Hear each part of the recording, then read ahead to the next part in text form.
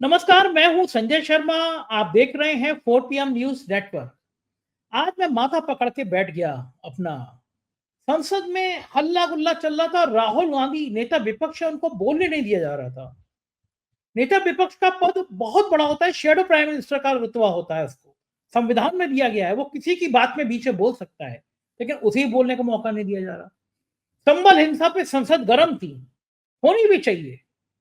किसी मुद्दे पे 5 लोग गोली से मार दिए जाएं, प्रशासन के अफसरों के नाकारापन के कारण मार दिए जाएं, आज तक किसी बड़े अफसर पर कार्रवाई ना हो। और संबल में जब मामला गूंजा तो गोदी मीडिया बचाव में आ गई। गोदी मीडिया क्या कह रही थी? राहुल गांधी, प्रियंका गांधी, अखिलेश यादव को संबल क्यों जाना चाहिए, क्यों राजनीति करनी चाहिए? ये वही गोदी मीडिया है जो कलकत्ता के एक रेप कांड पर पूरे देश पूरे पूरे दिन बुलेटिन चला रही थी। लेकिन संभल में पुलिस की गोली से 5 लोग मर गए, पार्लियामेंट में कहा गया आज। और उस पर भी सवाल कर रही है गोदी मीडिया क्यों जाना चाहिए। कुछ चैनल तो और आगे निकल गए। वो नफरती चिंटू, वो जो 100 करोड़ की रिश्वत के आरोप में तिहाड़ जेल में आए, वो आज तक में ब्लैक एंड व्हाइट शो लेकर बैठ गए। और बाकी चैनल भी महिमा गंडन में जुट गए कि मोदी जी ने तो देश में, दुनिया में ऐसा माहौल किया, और ये लोग, ये नेता बड़ा खराब माहौल कर रहे हैं। चैनल कह रहे हैं कि संबल है, हेडलाइन सारी थी, संबल हिंसा में पाकिस्तान का कनेक्शन। मतलब एक मस्जिद के सर्वे के लिए आप तुरंत जज। मैं तो हमेशा कह रहा हूं कि कंटेम्प्ट हो सकता है, लेकिन मैं कहूंगा ऐसा लगता है जज मान लो आरएसएस की शाखा से सीधा आके कोर्ट में बैठ गया हो। कोई भी एरा गैरा एप्लीकेशन देगा कि इस मस्जिद के नीचे मंदिर है, वो कहेगा कल से सर्वे का काम शुरू। बहुत अच्छी बात की कुछ लोगों ने। अगर इस तरह मंदिरों के नीचे अगर बौद्धों ने एप्लीकेशन देना शुरू कर दी कि हमारे बौद्ध मठ हैं, तो देश के आधे से ज्यादा मंदिर खतरे में पड़ जाएंगे। अखिलेश यादव ने हाउस में कहा कि चीन में मानसरोवर है, जरा उसकी भी जिक्र कर लो। ये सारी खुदाई यहीं करते रहोगे। ये खुदाई मतलब आपस में नफरत फैलाना है। बहुत सीनियर जर्नलिस्ट है अजय शुक्ला, उत्तर प्रदेश में कई बड़े अखबारों के संपादक रहे हैं, बड़े बड़े इलेक्ट्रॉनिक चैनल समूह के सलाहकार समूह संपादक हैं। उन्होंने आज शो में मेरे संग बातचीत में खुलासा कर दिया, एक बहुत बड़े चैनल का नाम ले दिया। उसमें चीफ एडिटर की नौकरी मिल रही थी, बात फाइनल हो गई। मालिक ने इतना कह दिया कि भाई मोदी जी तो अवतारी पुरुष है। और अजय शुक्ला ने हाथ जोड़ दिए कि मैं आपके नौकरी नहीं कर पाऊंगा। इस बातचीत पे इसका खुलासा है। बहुत बढ़िया मुद्दे पे ये बातचीत है। मेरी आपसे रिक्वेस्ट है, पूरी बातचीत सुन के मुझे बताइएगा जरूर ये बातचीत कैसी लगी, और चैनल को ज्वाइन भी करिएगा। चलते हैं अजय शुक्ला के।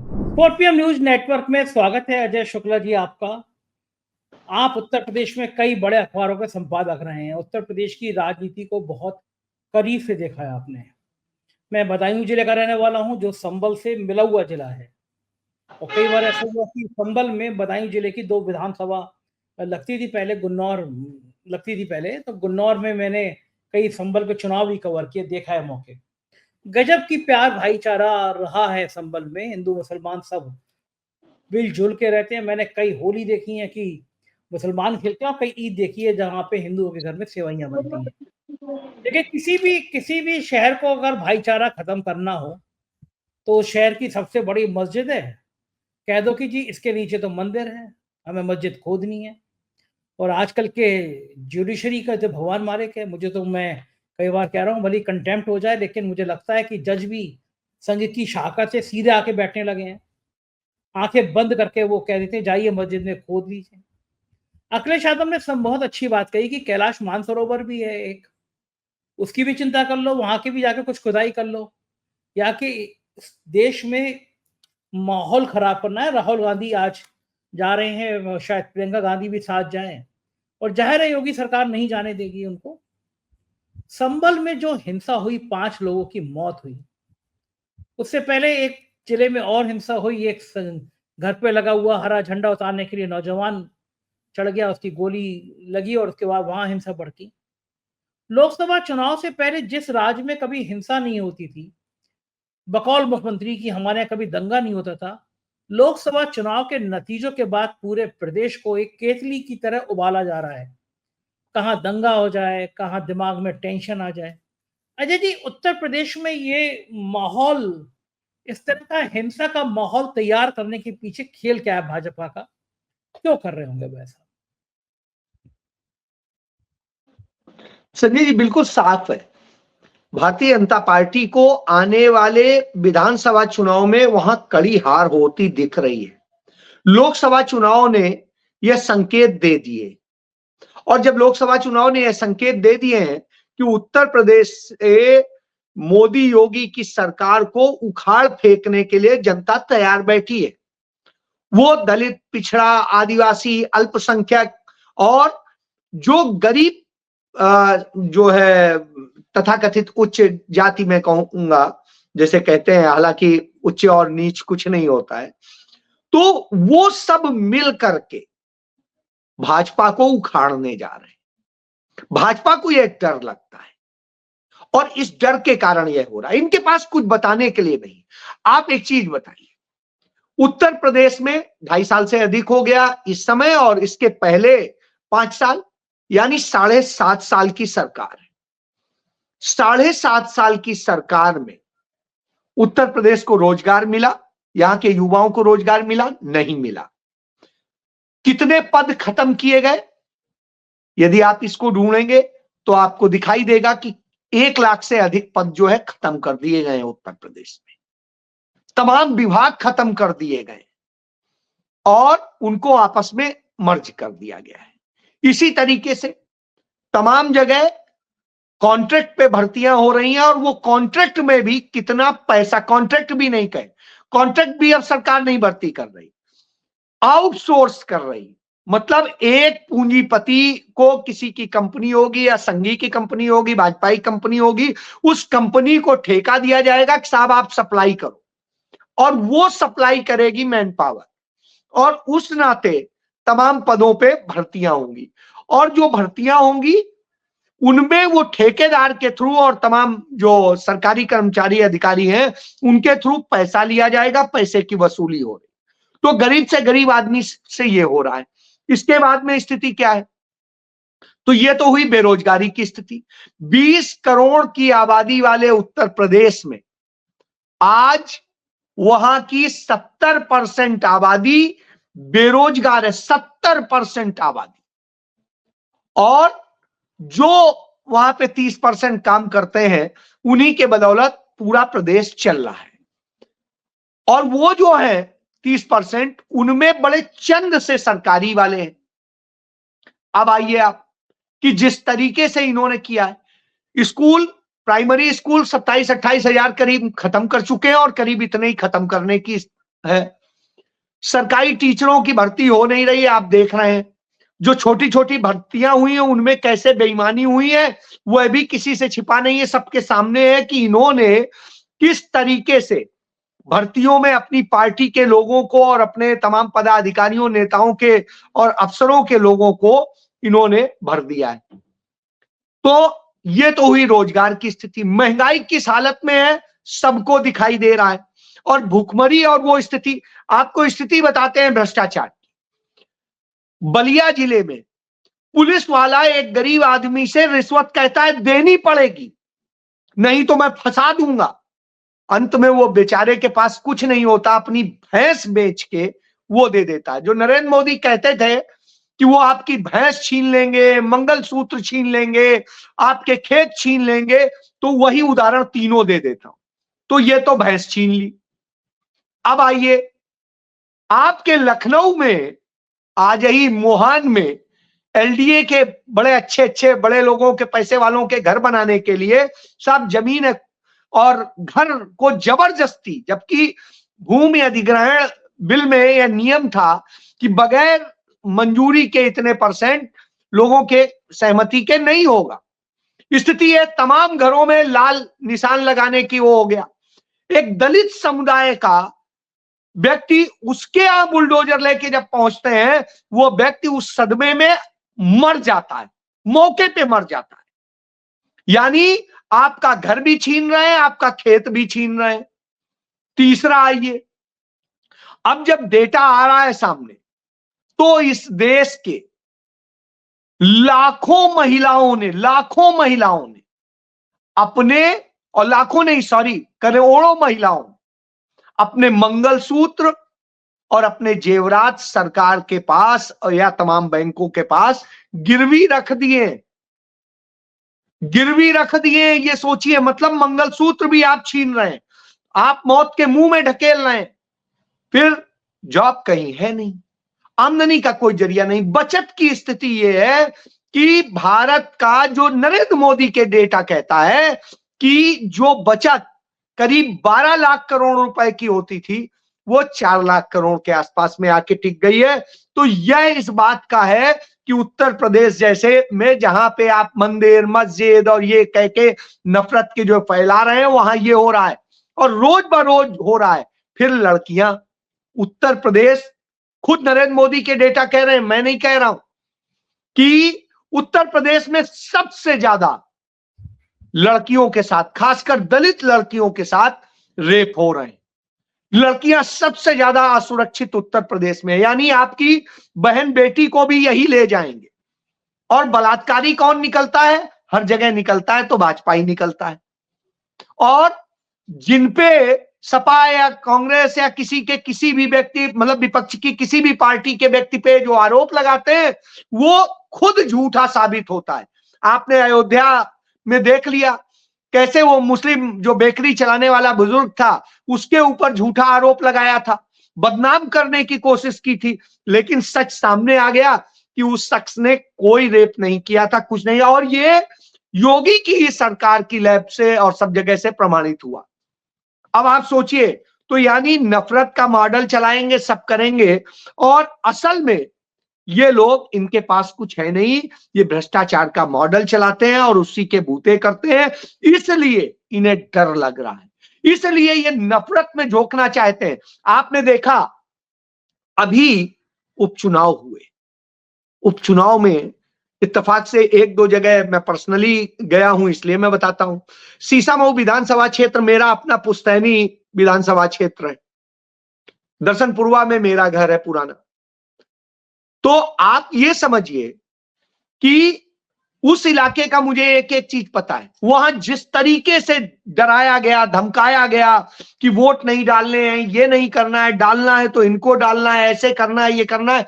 सोचिए आप उस जगह लोगों को कैसे कैसे रोका गया था। यह संजय जी सारे वीडियो सामने आए हैं, तमाम सारे आए, जहां जहां संभव हुआ लोगों ने वीडियो बनाए हैं और सामने दिखाया।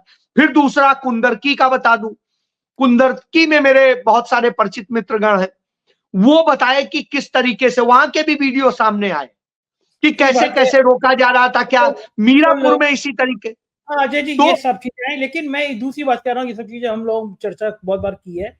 गोदी मीडिया के सारे चैनल कह रहे हैं कि राहुल और प्रियंका और अखिलेश संभल में केवल मुसलमान वोटों के लिए राजनीति कर रहे हैं। क्या जरूरत है वहां जाने की? गोदी मीडिया के चैनल कह रहे हैं, क्या जरूरत है? यानी जहां पे 5 लोग पुलिस की गोली से मर जाएं, ऐसा आरोप आज रामगोपाल यादव ने हाउस में लगाया है। वहां पे अगर कोई राष्ट्रीय पार्टी का नेता विपक्ष है, राहुल गांधी, वो जा रहा है, तो गोदी मीडिया कह रहे हैं कि ये लोग क्यों जा रहे हैं, तो राजनीति कर रहे हैं, मुसलमानों की राजनीति कर रहे हैं। और मजे की बात यह है कि यही गोदी मीडिया चैनल आज बुलेटिन चला रहा है कि संभल हिंसा में पाकिस्तान का कनेक्शन। मतलब आज पार्लियामेंट में संभल का मुद्दा गूंजा, तो वो गोदी मीडिया के बड़े बड़े जो अपने आप को सबसे बड़ा चैनल कहते हैं, उनके चल रहा है कि संभल हिंसा में पाकिस्तान का कनेक्शन। सुधीर चौधरी जैसा नाकारा पत्रकार जो 100 करोड़ की रिश्वत मांगने में जेल में गया, वो 2-3 दिन से ब्लैक एंड व्हाइट में सिर्फ ये दिखा रहा है कि मस्जिद के नीचे मंदिर, मस्जिद के कोने में मंदिर। मतलब देश में मुद्दे खत्म है, किसान सड़कों पर हैं, हजारों लाखों किसान, कोई चर्चा नहीं चल रही है। गोदी मीडिया कह रहा है कि राहुल गांधी और प्रियंका गांधी और अखिलेश यादव संभल में वोट बैंक के मुसलमान वोटों के लिए जा रहे हैं। मतलब ये क्या एक पूरा एक मॉडल तैयार किया जा रहा है कि हिंदू बनाम मुसलमान कर दो, धर्म की इतनी ज्यादा चाशनी कर दो कि जो पिछड़ी और दलित जातियां हैं, उनके मन में भी हिंदू होने का भाव पैदा हो जाए, वो अपने जातियों के खांचे से बाहर आ जाए कि भाई हम दलित पिछड़ों के ऊपर बीजेपी बहुत अत्याचार कर रही है, तो जो यूनिटी बनी है उसको हिंदू बना मुसलमान करके खत्म कर दो। ये घिनौनी राजेश शो है, मीडिया के साथ जो मिलकर खेल किया जा रहा है, क्या इसका पर्दाफाश होना भी जरूरी है और क्या हो जाएगा ये? आप तो बहुत बहुत बड़े अखबारों के संपादक रहे हैं, आप बड़े एक इलेक्ट्रॉनिक चैनल समूह के सलाहकार संपादक रहे हैं, आपके अंडर में 1 दर्जन से ज्यादा रीजनल चैनल चला करते थे, आप इतने सीनियर जर्नलिस्ट हैं।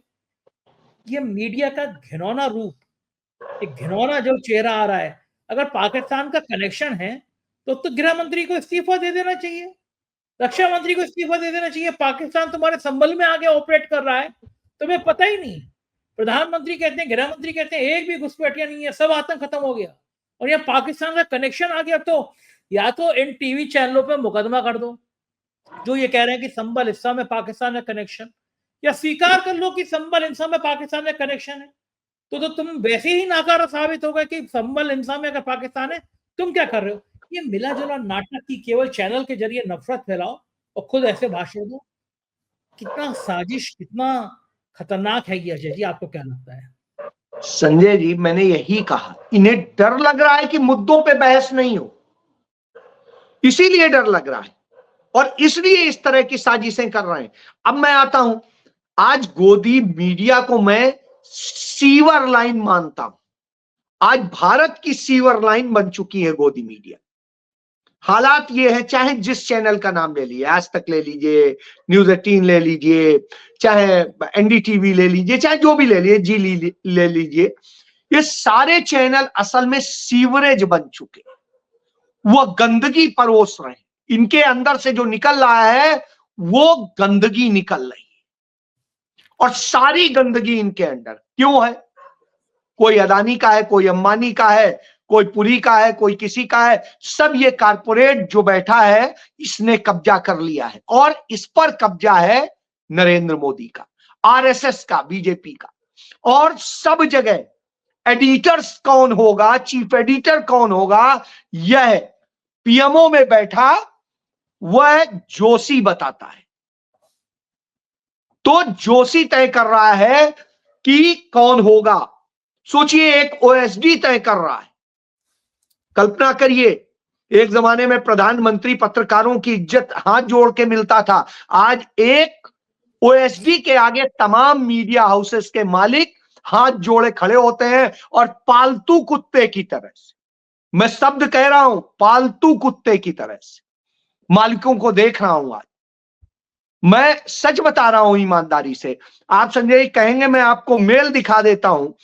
जी ग्रुप में एडिटर इन चीफ की पोजीशन के लिए मुझे उन्होंने बुलाया और मेरे साथ में डिस्कस होने के बाद में स्थिति ये होती है कि वो जब ये कहते हैं, मैं तो सोचता हूं कि क्या बात कर रहे हो। कहते हैं कि अजय जी, मोदी जी तो अवतारी हैं।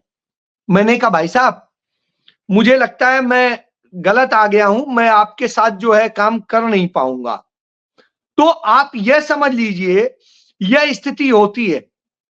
तो जब यह स्थिति हो तो आप जानिए।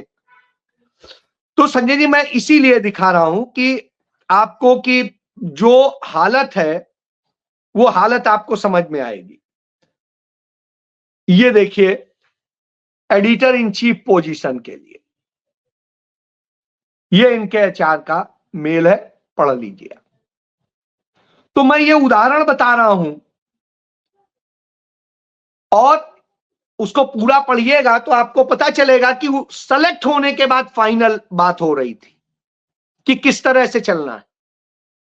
मैंने कहा, आप मुझे महीने भर बाद नौकरी से निकालें, इससे अच्छा है मैं नौकरी ही ना ज्वाइन करूं।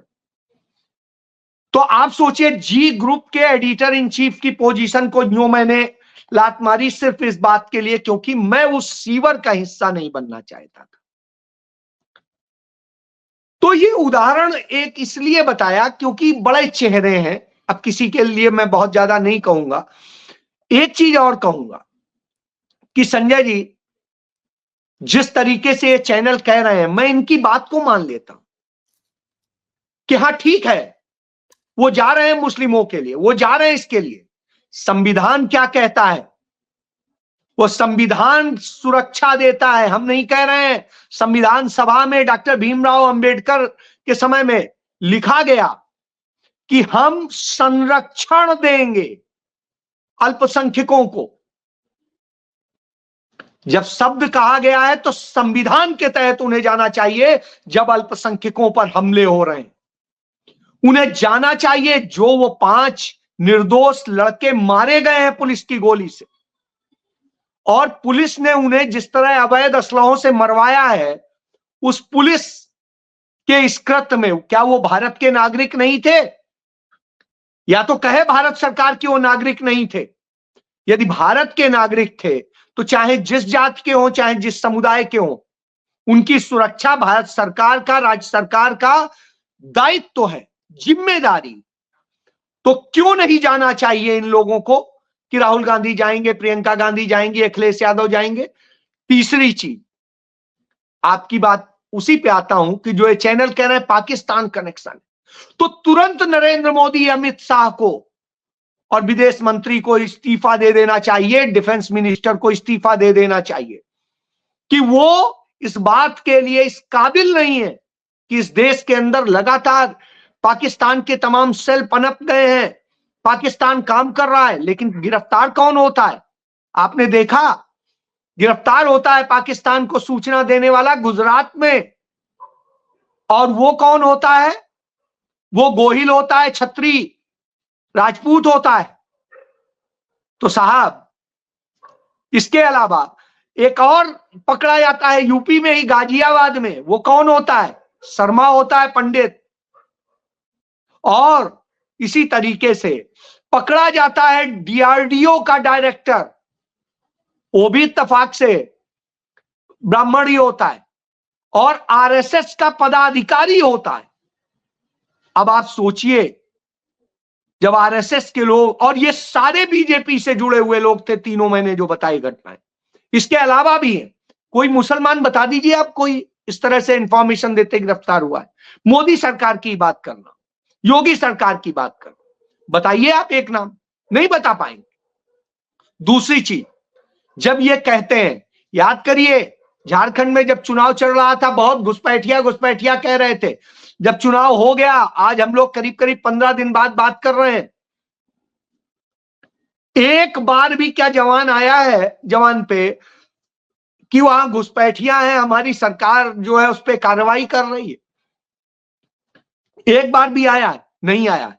बांग्लादेश में यही चिल्लाते हैं, हिंदू मारे जा रहे हैं, सब कुछ हो रहा है सारा। क्या एक बार भी नरेंद्र मोदी ने एक बयान उनका दिखा दीजिए कि उन्होंने कहा हो कि हां ये गलत हो रहा है, हम बांग्लादेश के खिलाफ सख्त एक्शन लेंगे? एक शब्द कहा है? एक शब्द दिखा दीजिए। नहीं कहा है। उल्टा आज की घटना बताता हूं कि संजय जी, बांग्लादेश ने भारत के राजदूत को तलब किया और पूरी तरह से हड़काया है और कहा है आपके देश में हमारे राजनयिकों के साथ में जो हो रहा है वो बर्दाश्त नहीं किया जाएगा। जिस तरीके से अल्पसंख्यकों पे हो रहा है, बर्दाश्त नहीं कर, बांग्लादेश हमें कह रहा है। और हमारा प्रधानमंत्री डर के मारे कांप रहा है, चीन का चा नहीं बोल पाता है। चीन ने 624 गांव बसा लिए, लेकिन एक शब्द नहीं निकल रहा है इनके लोगों से। हमारी जमीनें कब्जा कर ली, नहीं निकल रहा है। आज जब सदन में नेता प्रतिपक्ष राहुल गांधी चाहते थे कि इस मुद्दे पे बात की जाए, तो उन्हें बोलने की इजाजत नहीं दी जा रही। इसको लेके केसी वेणुगोपाल ने कहा कि नेता प्रतिपक्ष संवैधानिक उसमें जो शैडो पीएम होता है, और उन्होंने रूल्स बताए कि कैसे कैसे वो किसी की भी बात काट के बोल सकता है, लेकिन उसे ही बोलने की इजाजत नहीं दी जा रही। ये कौन सा संवैधानिक लोकतंत्र है? तो आप ये समझिए, ये डरपोक लोग हैं, ये झूठ बोल के नफरत फैला करके लोगों को बरगलाना चाहते हैं, इसलिए क्योंकि उसके आधार पे वोट बैंक की राजनीति ये कर रहे हैं। वोट बैंक की राजनीति कांग्रेस या सपा नहीं कर रही है, वोट बैंक है। वो तो मानवता की बात कर रहे हैं, वो बात कर रहे हैं कि हमारे देश के नागरिकों के साथ यह अन्याय हो रहा है, इस तरह की स्थिति हो रही। तो जब ये हो रहा हो तो राहुल गांधी का बोलना क्या जरूरी नहीं है? वो देश के नेता प्रतिपक्ष हैं। और क्या अखिलेश यादव को बोलना जरूरी नहीं है? वो उत्तर प्रदेश के पूर्व सीएम भी हैं और सबसे बड़ी सेकंड नंबर की पार्टी के नेता हैं वो सदन में। तो और उत्तर प्रदेश में उनके स्टेक्स हैं, उन्हें बोलना नहीं जरूरी है। उनके सांसद के खिलाफ झूठा मुकदमा कर दिया गया, उन्हें बोलना नहीं चाहिए। उनके और तमाम नेताओं को जिस तरीके से वहां के जिला अध्यक्ष तक को रोक दिया गया, तो क्या कहेंगे?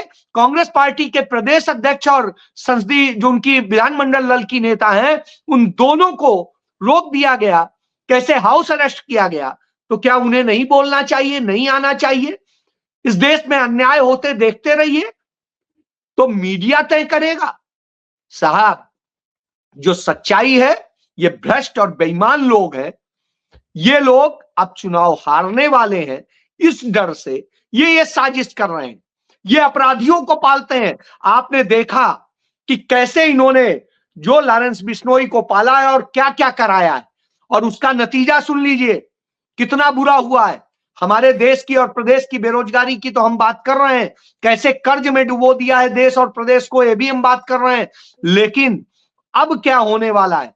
जो हमारे बच्चे कनाडा में नौकरी कर रहे थे, उनका पीआर था, उनके 7 लाख बच्चों का जो है पीआर का जो वो है एक्सटेंशन नहीं किया जा रहा है, और उसके कारण अगले साल तक 7 लाख बेरोजगार वहां से यहां डिपोर्ट हो जाएंगे।